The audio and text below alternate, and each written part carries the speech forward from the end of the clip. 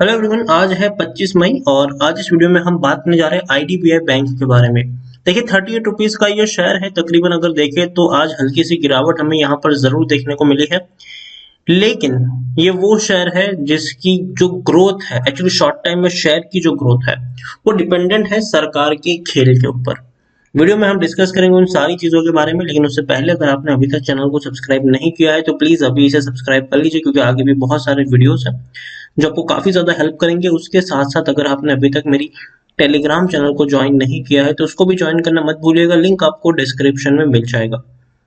तो IDBI bank 38 rupees का share है। ये आज हल्की सी गिरावट है। पिछले एक महीने में देखे तो देखिए 33 रुपए से एक बढ़िया रैली थी, शेयर पहुंचा 40 पे, लेकिन उसके बाद गिरावट आई और तब से लेकर अब तक अगर हम देखें तो एक 38 रुपीज के प्राइस रेंज के आसपास ये शेयर फंसता जा रहा है। ना कोई बड़ी तेजी है, ना कोई बड़ी गिरावट है, उसी प्राइस के आसपास ही ये शेयर हाल फिलहाल में घूम रहा है।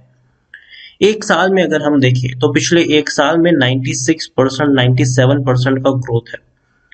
20 रुपए से भी कम का शेयर था और जैसे ही इसके प्राइवेटाइजेशन की खबर आई शेयर सीधा 50 रुपए से भी ऊपर निकल गया। लेकिन जब तक उसके ऊपर कोई इम्प्लीमेंटेशन नहीं आया, गिरावट आई, हल्की सी तेजी आई, फिर बड़ी गिरावट आई। लेकिन उसके बाद जैसे ही बजट आने वाला था और पता था कि भैया शायद प्राइवेटाइजेशन को लेकर बातचीत उठने वाली है, वापस शेयर धीरे धीरे ऊपर उठने लगा और जब बजट की अनाउंसमेंट हुई शेयर उछल गया। लेकिन उसके बाद जब तक इम्प्लीमेंटेशन नहीं होगा वापस टूट गया ये शेयर। अब धीरे धीरे उछल रहा है, क्योंकि अभी खबर आ रही है कि बहुत जल्दी इस प्राइवेटाइजेशन का ये जो पूरा चक्कर है, पूरा मामला है, उसको जल्द से जल्द निपटाया जाएगा। और यही खबर है कि शेयर आपको आने वाले दिनों में थोड़ा सुस्त नजर आ सकता है, लेकिन जैसे ही खबर आएगी याद रखिए एक आग पकड़ता हुआ भी नजर आएगा। लार्ज कैप शेयर है, 42,000 करोड़ के आसपास का इसका मार्केट कैप है। एनएससी में अगर हम देखें तो 1 करोड़ के आसपास का वॉल्यूम ट्रेड है। यहाँ पर आप देखिए प्रमोटर की होल्डिंग बहुत ज्यादा है। प्रमोटर कौन है? एलआईसी है और सरकार है। 94.71% की होल्डिंग है, 0.09% की होल्डिंग एफआईएस के पास है, 0.04% की होल्डिंग म्यूचुअल फंड के पास है, 0.12% की होल्डिंग इंश्योरेंस कंपनी के पास है। देखने में लगेगा कि भैया बहुत ही कम होल्डिंग है बड़े फंड हाउसेस के पास, लेकिन हो सकता है यहाँ पर कि आने वाले वक्त में जब सरकार और एलआईसी अपनी थोड़ी सी हिस्सेदारी कम करेंगे तो आपको ये जो बड़े फंड हाउस की जो फीलिंग हुई गैप है वो बढ़ती हुई नजर आएगी। इंडिविजुअल इन्वेस्टर होल्डिंग भी 2.92% के आसपास है। और देखिए किस तरीके से सरकार अपनी हिस्सेदारी को घटाएंगे वो भी एक बहुत देखने वाली बात होगी। तो ऐसा नहीं है कि बेचेंगे, डेफिनेटली तेजी आएगी, लेकिन किस तरीके से बेचेंगे वो भी देखना यहाँ पर जरूरी रहेगा। आईडीबीआई बैंक टेक्निकल रेटिंग शानदार है, तेजी के संकेत है, यहाँ से और ऊपर तक जाने का दमखम रखता है ये शेयर। इतना ही नहीं, अगर हम देखें तो according to Moneycontrol user 69% लोग खरीदने की सलाह दे रहे हैं, 12% लोग बेचने की बात करें और 19% लोग होल्ड करने की नसीहत यहाँ पर दे रहे हैं। आईडीबीआई बैंक के बारे में देखें तो रेवेन्यू में बढ़िया उछाल है। देखिए 5,800 करोड़ के रेवेन्यू आए हैं, जो पिछले 4 क्वार्टर के मुकाबले काफी शानदार है।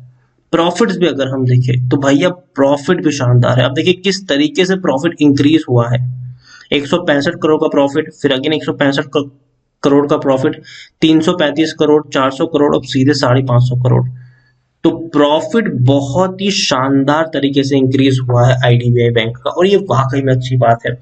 और आरबीआई ने भी इनको पीसीए फ्रेमवर्क से बाहर रखा है। देखिए पहले जब आईडीबीआई बैंक दिक्कतों में था तो पीसीए फ्रेमवर्क में इसको डाला गया था, लेकिन बाद में अब इनको पीसीए फ्रेमवर्क से भी हटाया गया है।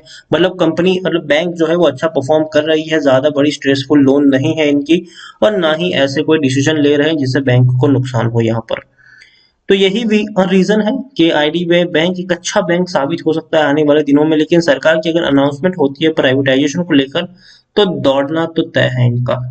एलआईसी एक बड़े प्रमोटर के तौर पर ही यहाँ पर रहने वाले, इसमें भी कोई शक नहीं है। आईडीबीआई बैंक का जो मैनेजमेंट है वो डेफिनेटली एलआईसी के थ्रू ही होने वाला है, एक बड़े प्रमोटर के तौर पर वही रहने वाले हैं। सरकार अपनी सारी की सारी हिस्सेदारी को बेचेंगे, एलआईसी थोड़ी सी हिस्सेदारी बेचने वाला है, लेकिन बड़े प्रमोटर पर वही रहेगा। और आईडीबीआई बैंक में काफी ज्यादा चेंजेस आपको देखने को मिलेंगे आने वाले समय में।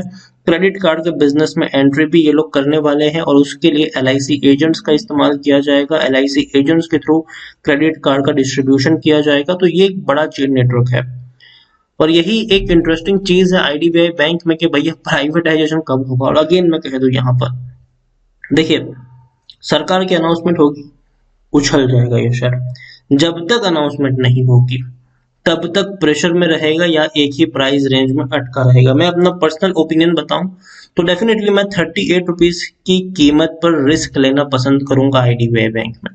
अगर मुझे मौका मिलता है डेफिनेटली मैं यहाँ पर बाइंग करना पसंद करूंगा, लेकिन मैं सारे के सारे शेयर्स एक साथ बिल्कुल भी नहीं खरीदूंगा। अगेन मैं कह रहा हूँ 38 में मेरी बाइंग की रिकमेंडेशन है, लेकिन बहुत सारे शेयर्स एक ही प्राइस पे खरीदने की नहीं है, क्योंकि यहाँ पर मामला आता है सरकार के ऊपर। ठीक है, सरकार के डिसीजंस के ऊपर। तो किसी एक प्राइस पे बहुत सारे शेयर्स नहीं खरीद सकते। पहली चीज, टुकड़ों में खरीदारी करना सबसे बेहतर रहेगा। अगर आपको 1000 शेयर खरीदने हैं तो भैया पहले 200 खरीदो, वेट करो 2-3 रुपए और गिरा और क्वांटिटी ऐड करो, वेट करो गिरावट है और क्वांटिटी ऐड करो। और दूसरी बात, जब सब कुछ सरकार के फैसले के ऊपर डिपेंड करेगा तो भैया ऐसे शेयर्स में आप एक बहुत बड़ा इन्वेस्टमेंट भी नहीं कर सकते हैं। ठीक है, आपको एक बहुत बड़ा इन्वेस्टमेंट भी नहीं करना चाहिए जहां इफ और बट के ऊपर सारी की सारी चीजें डिपेंडेंट हो गया, अगर ये होगा तो ये होगा। तो ऐसी हालत में आप थोड़ा सा इन्वेस्ट कर सकते हैं, और वो भी टुकड़ों में करें ताकि थोड़ी सी गिरावट है थोड़ी और क्वांटिटी को उस लेवल पर ऐड कर सके। आईडीबीआई बैंक मुझे बेहतर बैंक लगता है। जरूर तेजी आएगी, सरकार की अनाउंसमेंट जैसे होगी शेयर दौड़ना शुरू कर देगा, लेकिन किस तरीके से बाद में ये फंड रेजिंग होगी या किस तरीके से सरकार अपनी हिस्सेदारी को बेचेगी वो भी बाद में देखना इंटरेस्टिंग रहेगा। तो सारी चीजों को देखने के बाद ही कोई सही नतीजे पर पहुंच सकते हैं, लेकिन अभी के लिए छोटी सी क्वांटिटी टुकड़ों में खरीदारी कर सकते हैं आईडीबीआई बैंक में, और लॉन्ग टर्म का टारगेट लेकर भी यहाँ पर चला जा सकता है। एक और बोनस शेयर है बैंकिंग शेयर से, और मैं हमेशा रिकमेंड करता हूँ आपको IDFC first bank. IDFC first bank 60 रुपए से भी कम कीमत पर ही अवेलेबल है, और काफी अच्छा रिटर्न इसने बनाकर दिया भी है। एक महीने में देखेंगे तो 15% का ग्रोथ है। जब भी टूटा है उससे ज्यादा का बाउंस बैक दिया है, जब भी टूटा है उससे ज्यादा का बाउंस बैक दिया है, जब भी टूटा है उससे ज्यादा का बाउंस बैक दिया है। ये वो शेयर है जो मुझे लगता है कि दिवाली तक 75 रुपए तक ट्रेड करता हुआ नजर आ सकता है, तो इस पर भी आप नजर रख सकते हैं। बढ़िया क्वालिटी का ये बैंकिंग शेयर है और इसी प्राइस रेंज के आसपास ही घूमता हुआ नजर आ रहा है। तो दोनों शेयर्स आईडीबीआई बैंक और आईडीएफसी फर्स्ट बैंक, तो भैया आईडीएफसी फर्स्ट बैंक तो मेरा फेवरेट शेयर है। आप जब गिरावट में चाहे इस पे बाइंग कर सकते हैं, और लॉन्ग टर्म की मेरी सलाह रहेगी यहाँ पर बने रहने की। और जब भी टूटे थोड़ी थोड़ी क्वांटिटी ऐड करके चल सकते हो। 2-3 साल के लिए भी ये वो शेयर जिसको आप अपने पोर्टफोलियो में जगह दे सकते हैं।